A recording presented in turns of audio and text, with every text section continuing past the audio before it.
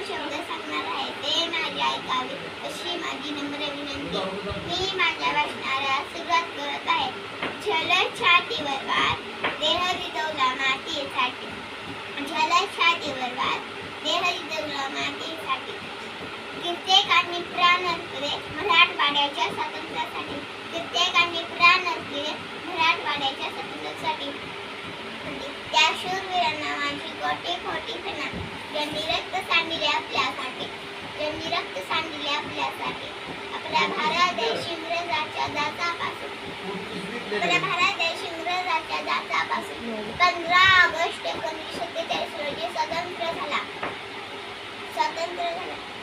म्हणून मला असे वाटते. म्हणून मला असे वाटते. मी जाम छान खुशी पडला. मी जाम छान खुशी पडला. मराठवाडा भारताचा झाला. मराठवाडा भारताचा झाला. हजारो सलाम या दिवसाला. हजारो सलाम या दिवसाला. महाराष्ट्राचा एक राष्ट्रीय सण आला. महाराष्ट्राचा एक राष्ट्रीय सण आला. एवढे बोलून मी आणि 2 मिनिटांचे भाषण संपवते. मराठवाडा मुक्ती संग्राम दिनाचा